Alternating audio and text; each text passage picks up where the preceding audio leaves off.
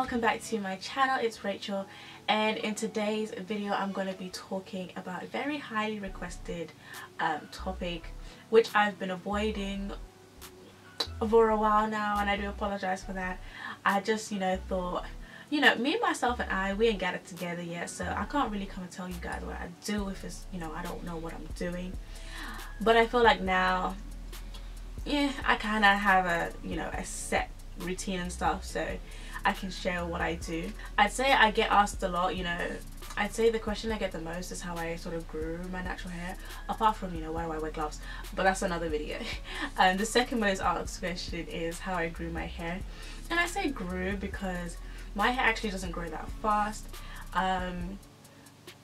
It grows on average, I'd say, about 4 to 5 inches a year, and the average is about maybe 6. If I get 6 inches of growth, I'm lucky. Yeah, my hair doesn't grow that fast. But what I will say is that I've sort of managed to retain the length, which is why it looks like my hair is growing faster than average. Okay, so a few things before I get started. First of all, I hope you guys are doing well. This is, a weird time for everybody, but I hope you guys are doing as well as you can be. Second of all, if you haven't subscribed to my channel already, make sure to hit the subscribe button below and give us a thumbs up if you find it useful. And last of all, make sure to follow me on Instagram, guys. I decided to be a little bit more proactive on my Instagram now that we've all got some spare time. So yeah, I'm a little bit more active on Instagram, so if you have any questions, feel free to ask me those over there as well. Is that it? Yeah, that's it. So without further ado, let's jump straight into the video. Okay, so a little background on my hair journey before we get started. When did I start? Yeah, so I started not relaxing my hair from about January 2017. I transitioned for 13 months and big chopped February 2018. And yeah, I've been natural ever since. So I've been natural for 2 years, but relaxer free for 3. So this is 3 years of growth, or 3 years and a couple of months of growth. You can't really see the length of my hair because right now I'm protective styling, because I ain't got nowhere to go. So there's no point having my hair out. So I've got my hair in mini twists, which I absolutely love. But if you do want to see the length of my hair and stuff, do check out the previous video or the one before that, where my hair is blow dried so you can see it stretched. But yeah, I have been natural for 2 years, and I think I finally got the hang of things, So tip 1, I'd say, is, well, actually I'm not going to say tip 1, I'm going to say the first thing I do. Okay, the first thing I do personally is I wash my hair every week, and if I don't wash it every week, I'll wash it every other week. Washing my hair frequently is very important for me. I tend to I'll come onto this in a minute, but I tend to re-moisturize my hair quite often during the week, so I get quite a lot of product buildup, and I like to start the week with a fresh scalp, fresh hair, and very, very hydrated and moisturized hair. Now, wash day is the day where you reach maximum hydration, I think. Don't quote me on that, but it's the time of the week for me where my hair receives the most hydration. So yeah, I wash my hair once a week. I do use a sulfate containing shampoo just to make sure everything is stripped, and then I can just reapply the moisture that I lost when I moisturize my hair. I like having that stripped feeling, the fresh start feeling. So yeah, I use sulfate containing shampoos, but you don't have to. I just think it's important to wash your hair frequently. Also keeps the scalp really clean, and it's sort of like a good foundation for your hair to grow.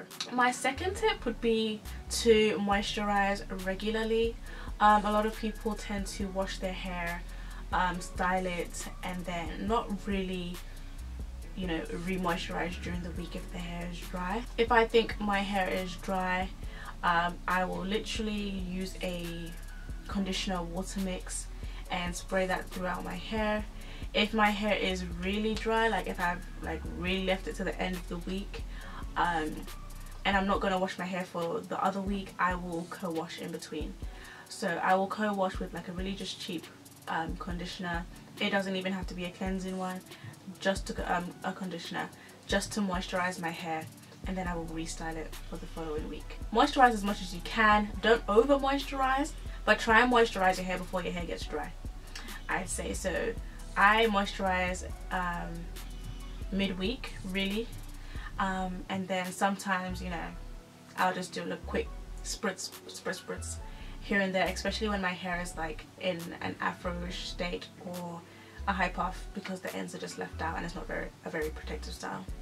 So I want to make sure the ends are hydrated. Third thing I would say is try not to manipulate your hair too often. Me personally, I style my hair on wash day and then I leave it alone until the next wash day. So I don't touch my hair for a week, really. If it's in a high puff, I'll put it in the puff, and then when I go to bed I will loosen the band, maybe spritz my hair, refresh my hair, put a bonnet on. When I wake up, tighten the band, go. And that's literally all I do. I don't really touch my hair or manipulate it during the week. If I've got a twist out, I will put my twist in, take my twist out, and then just leave it. I won't retwist my hair. If it gets frizzy, it gets frizzy. Same with braid outs. Not that I've done any, but you know, if you do braid outs, same with that. Try not to manipulate your hair as often. Which brings me on to, I believe, number 4, protective style. Now, me personally, I don't like protective styling with extensions, wigs, etc, etc. I used to love wigs. I used to never wear my hair out, but now I've sort of got some length. I just prefer to wear my hair out, and I literally wear my hair out like 95% of the time, or even higher. There'll be the odd occasion where I might do braids, but for me, my scalp gets itchy very quickly, so I like to have access to my hair, and I like to wash my hair as often as I can. And if I've got wigs, it means I have to cornrow wash, and I just I don't have time for it. Braids is a good option. A lot of people like braids, but again, I like to wash my hair like once a week, so having braids in won't really be that great for me, especially because my scalp gets itchy if I don't wash it regularly. So yeah, for you, do what works best. If you like wigs, weaves, wear those. Just make sure that you're moisturizing your hair. Don't neglect your hair under those protective styles. You know, make sure the braids aren't too tight, so you're not pulling out your edges. When you have your wigs on, make sure you're taking your wigs off at night and re-moisturizing your hair. If I'm going to protect a style, I prefer to do low manipulation styles again. So, you know, buns where my ends are protective, mini twists, chunky twists. What else do I do? Yeah, that's about it. But yeah, low manipulation and protective style, such a key. You really don't want to be manipulating your ends as often, because they are the driest and the oldest part of your hair, so you want to keep those ends protected when you can. 5th tip would be to deep condition weekly. If your hair is very dry, use a moisturizing deep conditioner. If your hair is feeling, you know, weak, is snapping off, breaking off easily, use a protein deep conditioner. But you know, I like to deep condition my hair once a week. It's just what I do. I feel like it puts all the nutrients back in that I've lost over the week. I use 2 sort of treatment conditioners, deep conditioners, if my hair is in one of those, you know, severe states. Well, not severe, but like if my hair is in trouble at one of those ends, I'll either use the Shea Moisture Power Protein treatment if I need a protein treatment, and if my hair is dry, I'll use the Joico treatment balm, moisture recovery treatment balm. I'll leave those 2 in the description, but that's what I use as a treatment. And then my hair is fine, I'll just use my regular deep conditioners. Some may contain protein, some may not. Alright, so next tip, I don't know if it's 6 or 7. Yeah, it's one of those. But the next tip I would suggest is always try and detangle on wet hair, unless your hair is completely stretched and blow dried, always try and detangle on wet hair. When you detangle on dry hair, I find like my hair snaps a bit more, so I avoid that. And when it's wet, it's a lot easier to separate tangles and knots. So yeah, I'd say detangle when wet, and if you can, use a slippery, something slippery, okay? Whether it be something you made yourself, a flaxseed sort of pre-poo, whether it's just a cheap conditioner, whether it's a specific pre-poo, use something with some slip, just to help the snagging and the pulling and the creating of split ends by pulling and just ripping out your hair. Yeah, I learned that the hard way. So now when my hair is wet and I've got my slippery substance on my hair, I like to detangle with a wide tooth comb first, and then I will go in with my detangling tools. Okay, and my last tip or thing I do would be to sleep with a satin bonnet or scarf. Now I have two right now. While my hair's like this, I use a satin, where is it? I use my, it's not even satin, it is satin. I use my satin scarf, and when my hair is like in an afro and stuff, I'll use my satin bonnet. I also have a satin pillowcase, you know, just in case the bonnet falls off or the satin scarf falls off. I'm protected, you know, my ends are protected, everything's protected. That's really important, because I used to use like anything I could find to wrap my hair at night, which is when my hair was actually relaxed. I used to use tights, I used to use just a t-shirt, tie it, just a scarf that was cotton, and I was literally sucking the moisture out of my hair, which is why it broke. My relaxed hair did break. But yeah, now I'm natural. I don't think I've been without a satin something yeah, since I went natural. Literally just keeps the moisture in, so you don't lose it or it doesn't get sucked out. I guess the key with type 4 hair is to keep it moisturized. Keep it moisturized and don't mess about with it too much. That's literally the key things. If I was to say take 2 points from this, it'd just be to keep it moisturized. Whether that's, you know, washing your hair frequently, moisturizing during the week, using products that are suitable for your hair. You know, don't use products that you've seen other people use and keep using it just because you've seen them use it. If it's not really working for your hair, you need to sort of do trial and error and find what works best for you. You know, if your hair is really dry and you need to retain a lot of moisture, use like heavier butters and stuff. If you just want if you don't have that issue, you know, you can get away with sort of like creams and stuff, like moisturizing creams.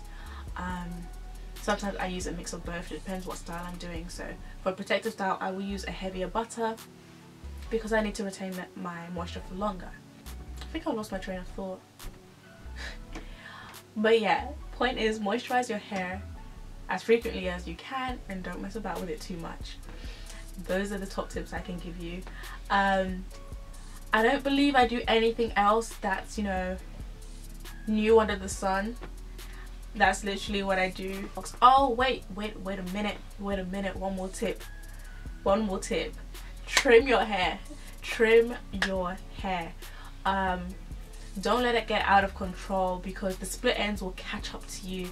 They will catch up. Okay, so when I first big chopped, I didn't trim my hair for a while, and the first time I properly trimmed it at a salon, like my hair was all, it was a bit frazzled. The ends were a bit, you know when the ends are a bit like crispy dry and like they're just not doing what you want it to do? Yeah, I really needed to trim. Don't neglect your ends. Trim them or the split ends will catch up to you. The split ends and the single strand knots will make life hard for you if you don't trim your hair regularly. You don't have to cut off a lot. You know, you can dust every now and then if that's what you prefer to do, but make sure you trim your ends. That's super important. I can't believe I missed that. Super important. Don't neglect your ends. Otherwise, yes, the split ends will catch up to you, and that's how you get like breakage on like one side of your hair and the other side's fine, and then you just can't have your hair out anymore and you're just gonna have to cut off the whole thing. Yeah, which is what happened to me with my relaxed hair. One side broke, the other side was fine, and you know, ponytails weren't looking good. My hair left out wasn't looking good. High buns weren't looking good, and yeah, you just don't want that to happen to you. And with curly hair, you can't see it until it's too late, so make sure you're trimming your hair regularly. I think that's it. I think that's the last thing I was gonna say. But yeah, I hope you found this video useful. And again, I know it's nothing new under the sun, but this is just what I do to help me retain my length. Again, if you have any questions, either ask me in the comment section below or go ahead and ask me on Instagram. Shout out to my Instagram. But yeah, that's all I have to say on that. Keep safe, everybody. You know, stay indoors. We won't be here for much longer, hopefully, if we all stay indoors. So yeah, I will catch you guys in the next video.